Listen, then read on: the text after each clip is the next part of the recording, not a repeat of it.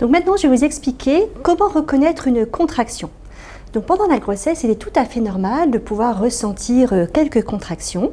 Donc comment les reconnaître? Eh bien, vous allez sentir votre utérus, ce muscle qui va durcir du bas vers le haut, qui va devenir complètement dur, qui va pointer vers l'avant. Ça dure à peu près 1 minute et après, vous allez sentir votre utérus qui se relâche.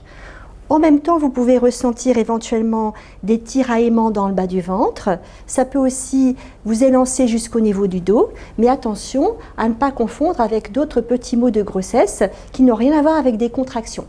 Si vous sentez que ça tire dans le bas du ventre et que le ventre est tout mou, c'est simplement une douleur ligamentaire. Si vous sentez que ça lance au niveau du dos et que le ventre est tout mou, c'est simplement que vous avez des petites sensations inconfortables au niveau du dos.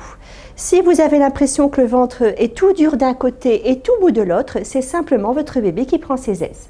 Donc pendant la grossesse, il est normal d'avoir des contractions. Donc une grossesse, c'est 9 mois, donc 41 semaines d'aménorrhée. Donc pour nous, le risque de prématurité est écarté à partir du moment où vous entrez dans le 9e mois.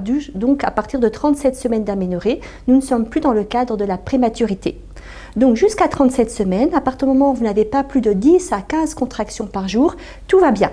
Par contre, si vous aviez l'impression d'avoir plus de 10 à 15 contractions par jour malgré le repos, eh bien là, il vaudra mieux venir aux urgences.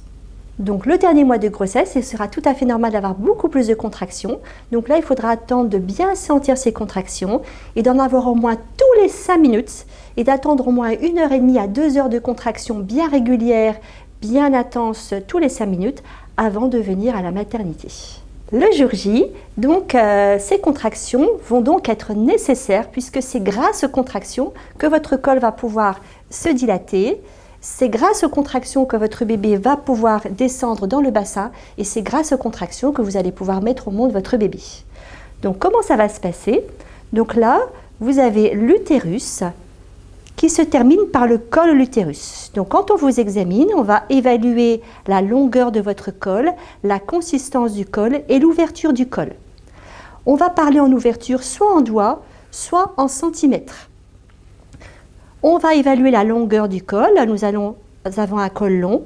Si le raccourci de moitié, on va dire qu'il est mi-long ou voire très court. Si on arrive à glisser le doigt dans le canal de votre col, on va dire qu'il est ouvert à l'orifice externe.